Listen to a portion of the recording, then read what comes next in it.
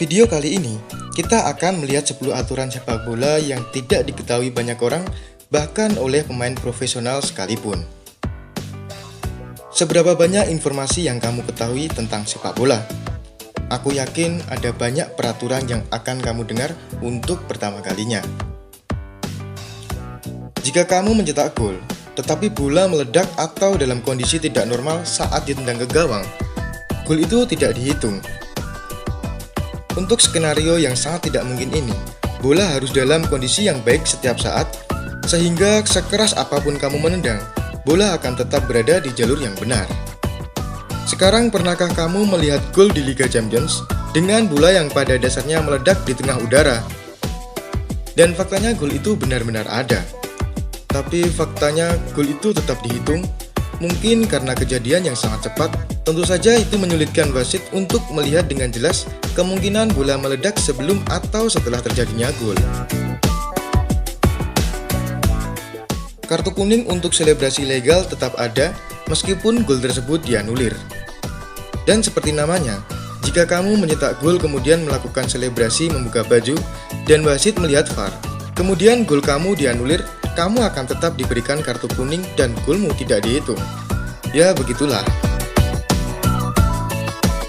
Pemain, staf, dan pelatih bisa mendapatkan kartu merah, bahkan sebelum pertandingan dimulai.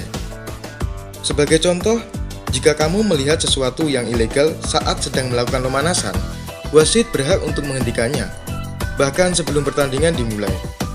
Misalnya, kamu mengatakan sesuatu yang sangat ofensif, atau kata-kata rasis kepada wasit atau pemain dari tim-tim lain, atau kasus Patrick Evra misalnya. Dia dikeluarkan dari lapangan setelah menyerang fans lawan saat melakukan pemanasan. Sekali lagi, ini adalah aturan yang tidak perlu dikhawatirkan selama kita berperilaku baik sebelum dan sesudah kick off. Jumlah pemain yang diperbolehkan melakukan tendangan penalti harus sama dengan kedua tim. Dalam bahasa yang sederhana ini, jika pemain dari tim A kehilangan satu pemain karena mendapatkan kartu merah, maka tim B harus mengeluarkan salah satu pemain dari drama adu penalti. Sebagai contoh, ini terjadi pada final Piala Dunia 2006 antara Italia dan Prancis. Zidane harus mendapatkan kartu merah pada menit ke-110, yang artinya Prancis hanya memiliki 10 pemain di dalam tendangan adu penalti. Maka tim Italia juga harus mengeluarkan seorang pemain dari penendang penalti mereka. Kamu bisa menebak siapa pemain itu? Jawaban yang benar adalah Gennaro Gattuso, yang bermain 120 menit tapi tidak berdiri dengan tim Italia selama adu penalti, karena aturan ini. Sebuah tim diperbolehkan bermain dengan 7 pemain di dalam lapangan. Yang kita semua tahu, permainan sepak bola yang resmi terdiri dari 2 tim dengan masing-masing 11 pemain di lapangan. Tetapi jika sebuah tim ternyata kekurangan pemain sebelum kick-off dimulai, tim tersebut secara teknis bisa memulai pertandingan dengan hanya 7 pemain yang merupakan jumlah minimum persyaratan untuk dimulainya permainan. Jumlah maksimal kartu merah yang bisa didapatkan dari sebuah tim yang bermain normal hanya 4 kartu merah. Jika lebih dari 4, maka permainan akan dihentikan. Pemain lawan tidak boleh mengganggu, bahkan harus memberikan jarak setidaknya 1 meter dari pagar betis. Dalam peraturan baru, tendangan bebas nantinya tidak boleh ada gangguan pemain lawan terhadap pagar betis.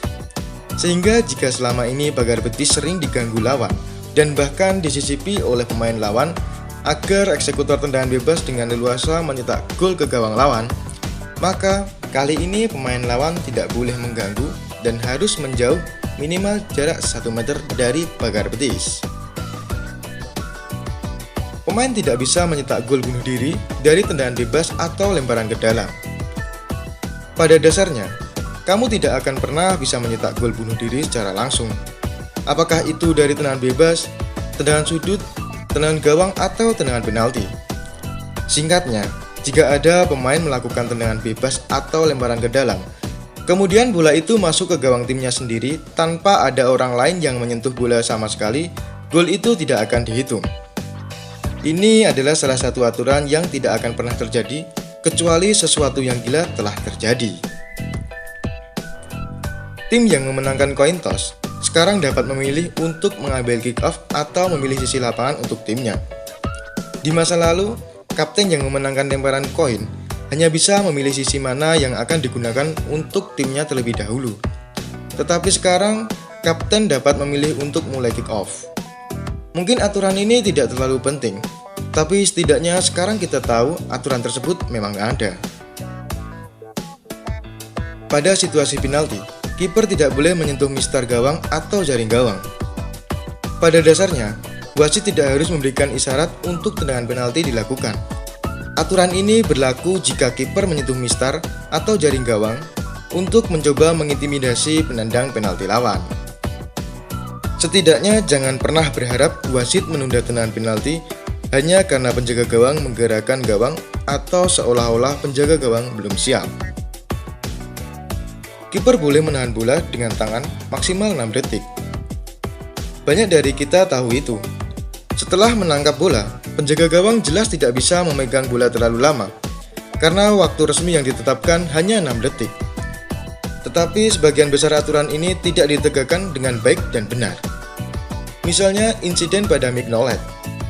Dia memegang bola terlalu lama, yang mengakibatkan tendangan sepak bola yang kemungkinan besar belum pernah kamu dengar sebelumnya.